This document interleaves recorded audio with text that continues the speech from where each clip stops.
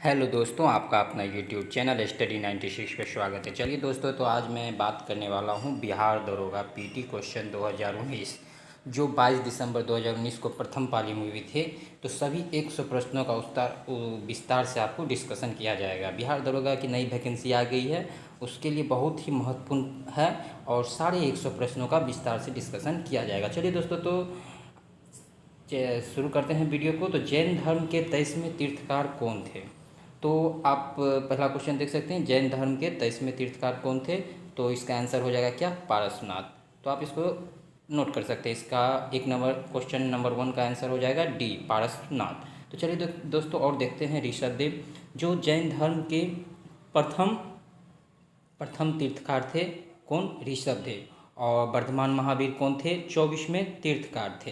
तो आप इसको नोट कर सकते हैं। जैन धर्म के पहले प्रथम तीर्थकार कौन थे? ऋषभदेव। और 23वें तीर्थकार हो गए पारसनाथ और 24वें तीर्थकार हो गए वर्धमान महावीर।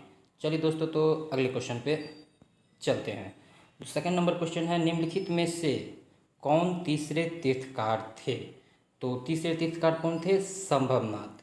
चलिए दोस्तों, तो आप जब भी आए परीक्षा में तो आपको शुरू से 1 से 5 तक के जो तीर्थकार हैं वो याद कर लेना है, और लास्ट के जो हैं 23, 24 वो आपको याद कर लेना है, जिससे आपको आगे जो भी एग्ज़ाम होगी उसमें आपके लिए बहुत महत्वपूर्ण होगी। आपको इतना याद करके रखना है। चलिए दोस्तों, तो आपको अभी बताएं कि ऋषभदेव कौन है? प्रथम तीर्थकार, ये हो गए प्रथम तीर्थकार।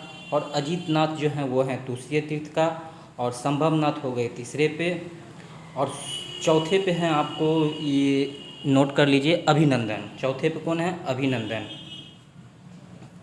अभिनंदन। और 5वें पे है आपको सुमितनाथ। तो चलिए दोस्तों, तो आप इसका सही आंसर हो गया क्या? संभवनाथ। तो पहले पे हैं कौन? ऋषभदेव, दूसरे पे हैं अजीतनाथ, और तीसरे पे हैं संभवनाथ, चौथे पे हैं अभिनंदन, और 5वें पे हैं सुमितनाथ। चलिए दोस्तों, तो अगले क्वेश्चन पे चलते हैं। तीसरा नंबर क्वेश्चन है, उदयपुर वन्य जीव अभ्यारण्य स्थित है। उदयपुर से आपको लग रहा होगा राजस्थान, लेकिन इसका सही आंसर है बिहार। तो उदयपुर वन्य जीव अभ्यारण्य स्थित कहाँ है? तो बिहार के कहाँ? पश्चिमी चंपारण में। बिहार के पश्चिमी चंपारण। तो आप समझ सकते हैं उदयपुर वन्य जीव अभ्यारण्य बिहार के पश्चिमी चंपारण में। चलिए दोस्तों, तो नेक्स्ट क्वेश्चन आते हैं।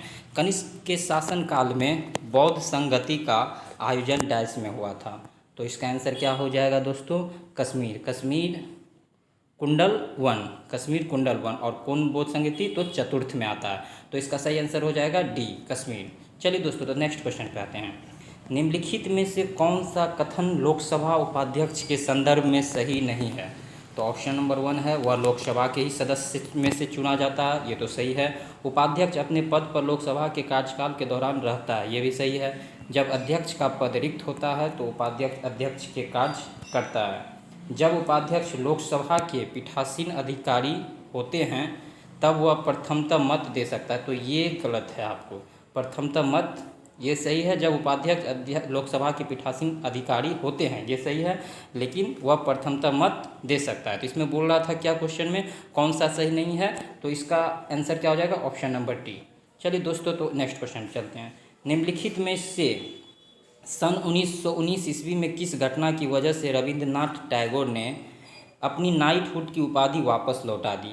तो कौन सा था? तो इसका हो जाएगा आपको जालियांवाला हत्याकांड। तो इसका डेट आप नोट कर सकते हैं, 13/4/1919। तो आप इसका आंसर हो जाएगा क्या? जालियांवाला हत्याकांड। तो क्वेश्चन था, निम्नलिखित में से सन 1919 ईस्वी में किस घटना की वजह से रविन्द्रनाथ टैगोर ने अपनी नाइटहुड की उपाधि वापस लौटा दी? तो क्या हो जाएगा? जालियांवाला हत्याकांड। चलिए दोस्तों, तो नेक्स्ट क्वेश्चन पे चलते हैं। सीबीएसई द्वारा विद्यार्थियों और अभिभावकों को सही जानकारी से अवगत कराने हेतु किस ऐप की शुरुआत की गई थी?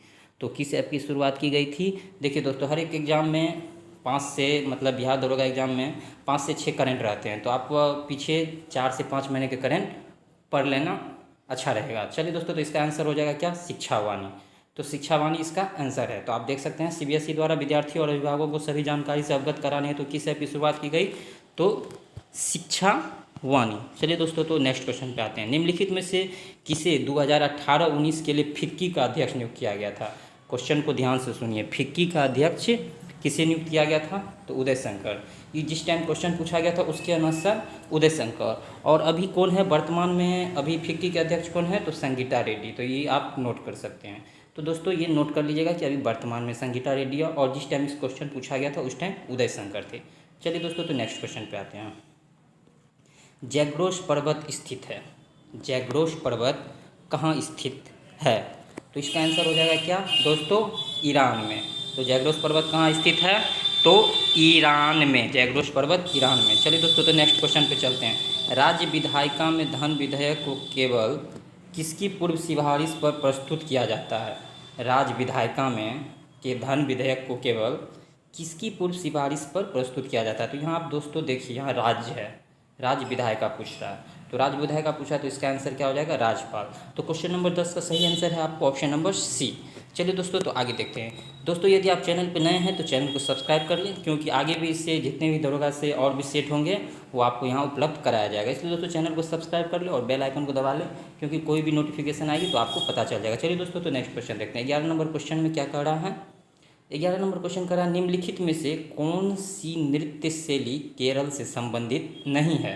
यहाँ गौर करना है, नहीं पूछ रहा है ये क्वेश्चन में। आपको क्वेश्चन को पहले पूरा अच्छा से पढ़ना है, बहुत कोई पढ़ते नहीं हो। और देखिए केरल मार दिए कथकली, यहाँ पे पूछ रहा है केरल से संबंधित नहीं है, तो कौन सा हो जाएगा? तो भरतनाट्यम। भरतनाट्यम कहाँ से संबंधित है दोस्तों? तो तमिलनाडु। भरतनाट्यम कहाँ से है? तमिलनाडु।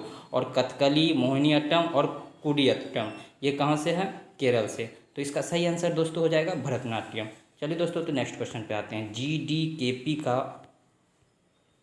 कहाँ थे? जीडीकेपी सकल घरेलू ज्ञान उत्पाद शब्द के साथ कौन सा आता है? जीडीकेपी। चलिए दोस्तों तो देखते हैं जीडीकेपी सकल घरेलू ज्ञान उत्पाद शब्द के खोजकर्ता कौन है? तो जीडीकेपी का हिंदी में फुल फॉर्म हो गया आपको दोस्तों, जीडीकेपी का हिंदी में आपको फुल फॉर्म हो गया सकल घरेलू ज्ञान उत्पाद, और इसका इंग्लिश फॉर्म हो गया ग्रॉस डोमेस्टिक नॉलेज प्रोडक्ट। तो फिर से सुन लीजिए, ग्रॉस डोमेस्टिक नॉलेज प्रोडक्ट। और इस शब्द के खोजकर्ता पूछा है तो इसके खोजकर्ता कौन है? उम्बर्टो सुल्पासो। तो इसका ऑप्शन नंबर ए सही होगा। चलिए दोस्तों तो नेक्स्ट क्वेश्चन पे चलते हैं। निम्नलिखित में से किसे मुगल बादशाह द्वारा बुरहान उल मुल्क की उपाधि दी गई? बुरहान उल मुल्क की उपाधि, तो चलिए दोस्तों तो इसका बुरहान उल मुल्क की उपाधि किसे दी गई? तो दोस्तों इसका ऑप्शन हो जाएगा ए, शहादत खान, जो अवध के नवाब थे, जो अवध के नवाब थे। चलिए दोस्तों तो नेक्स्ट क्वेश्चन आते हैं। वार्षिक वैश्विक प्रतिस्पर्धा सूचकांक किसके द्वारा जारी किया जाता है? तो वार्षिक वैश्विक प्रतिस्पर्धा सूचकांक पूछा जा रहा है, तो किसके द्वारा जारी किया जाता है? तो विश्व आर्थिक मंच, विश्व आर्थिक मंच। चलिए दोस्तों तो आपको इसमें बहुत सारे रैंक पूछा जाता है कि अभी भारत के इसमें कौन सा रैंक है सूचकांक में। इसलिए दोस्तों तो एग्जाम से पहले आपको हर एक सूचकांक में किस इंडिया का कितना रैंक चल रहा है तो वो आपको देख के जाना आपके लिए अच्छा रहेगा। चलिए दोस्तों तो नेक्स्ट क्वेश्चन आते हैं। गांधी सोलर पार्क 50 किलोवाट क्षमता का उद्घाटन कहाँ किया गया था? तो इसका ऑप्शन नंबर ए, न्यूयॉर्क में किया गया था। चलिए दोस्तों तो नेक्स्ट क्वेश्चन पे आते हैं। और 16 नंबर, विद्युत मोटर एक युक्ति है जो कि विद्युत ऊर्जा को मुख्यतः डैश ऊर्जा में परिवर्तित करती है। तो इसका आंसर विद्युत मोटर पूछ रहा है, तो विद्युत ऊर्जा को यांत्रिक ऊर्जा में परिवर्तित करती है। और आपको यहाँ याद रखना है कि यदि डायनेमो आ जाए, डायनेमो पूछ ले, डायनेमो, तो डायनेमो का उसको आपको उल्टा कर देना, यांत्रिक ऊर्जा को विद्युत ऊर्जा में, और विद्युत मोटर हो गया विद्युत ऊर्जा को यांत्रिक ऊर्जा में। चलिए दोस्तों तो नेक्स्ट क्वेश्चन पे आते हैं। 2024 के ओलंपिक खेलों की मेजबानी निम्नलिखित में से किस देश के द्वारा की जाएगी? तो आप ऑप्शन देख सकते हैं। तो इसमें क्वेश्चन में है 2024 के ओलंपिक खेलों की मेजबानी निम्नलिखित में से किस देश के द्वारा की जाएगी? 2024 पूछा जा रहा है, तो आपको इसका आंसर हो जाएगा क्या दोस्तों? तो फ्रांस। और अभी 2020 में जो होने वाली थी वो अभी कोविड-19 को लेके स्थगित हो गई, जो 2021 में अब होगी। चलिए दोस्तों तो ये क्वेश्चन देख लिए। तो नेक्स्ट क्वेश्चन पे आते हैं, 18 नंबर क्वेश्चन पे आते हैं। 18 नंबर, हीरे का निरपेक्ष अपवर्तनांक। देखिए साइंस से क्वेश्चन है, हीरे का निरपेक्ष अपवर्तनांक कितना है? तो option number C 2.42, 2.42। Next question, इसी देश के, इसी नहीं है, किसी देश होगा, किसी देश के भुगतान संतुलन में शामिल है, किसी देश के भुगतान संतुलन में शामिल है। तो क्या ऑप्शन नंबर ए है वस्तुओं और सेवाओं का व्यापार, पूंजीगत प्राप्ति और भुगतान, बचत और निवेश, ए एवं बी दोनों। तो इसका आंसर हो जाएगा दोस्तों आपको ए और बी दोनों, मतलब ऑप्शन नंबर डी हो जाएगा। डी इसका सही आंसर है। चलिए दोस्तों और नेक्स्ट क्वेश्चन आते हैं। प्रायद्वीपीय भारत की सबसे लंबी नदी, प्रायद्वीपीय भारत की सबसे लंबी नदी कौन सी हो गई? तो आप ऑप्शन नंबर बी गोदावरी। तो इसका एक नोट कर लीजिए आप लोग कि इसकी लंबाई कितनी है, तो 1465 किलोमीटर। तो प्रायद्वीप भारत की सबसे लंबी नदी हो गई गोदावरी और उसकी लंबाई है 1465 किलोमीटर। चलिए दोस्तों तो नेक्स्ट क्वेश्चन पे आते हैं। 21 नंबर क्वेश्चन होगा, प्रथम लोवासिया मानव अधिकार सम्मेलन का आयोजन कहाँ किया गया था? तो इसका आंसर हो जाएगा नई दिल्ली। प्रथम लोवासिया मानव अधिकार का सम्मेलन नई दिल्ली। चलिए दोस्तों तो नेक्स्ट क्वेश्चन पे आते हैं। 22 नंबर, हीट रिफ्रेश पुस्तक के लेखक कौन है? हीट रिफ्रेश पुस्तक के लेखक कौन है? सत्य नडेला। सत्य नडेला कौन है? हमारे माइक्रोसॉफ्ट के सीईओ। माइक्रोसॉफ्ट के हमारे सीईओ हैं कौन? सत्य नडेला। हीट रिफ्रेश पुस्तक के लेखक कौन है? सत्य नडेला, ऑप्शन नंबर बी। और सत्य नडेला कौन है? तो माइक्रोसॉफ्ट के सीईओ।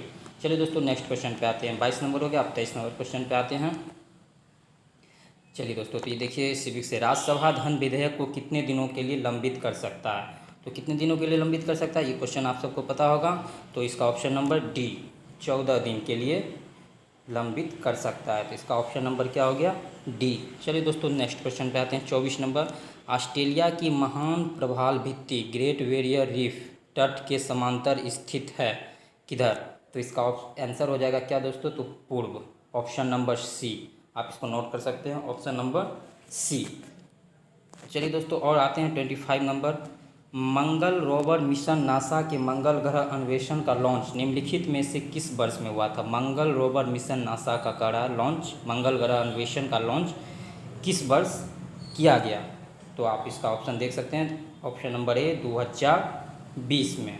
तो 2020 में इसका लॉन्च किया गया। चलिए दोस्तों तो आज मैं आपको 25 क्वेश्चन का डिस्कशन कराया हूँ और इसके आगे आपको पूरा 100 क्वेश्चन का डिस्कशन कराया जाएगा। लास्ट में मैथ है उसका भी डिस्कशन कराया जाएगा। तो चैनल को सब्सक्राइब कर लें क्योंकि और इसके आगे डिस्कशन आपको अगले वीडियो में कराया जाएगा। आज यहीं 25 वीडियो को रहने देते हैं। यदि आप चैनल पर नए हैं तो चैनल को सब्सक्राइब कर लें और बेल आइकन को दबा लें। चलिए दोस्तों तो धन्यवाद।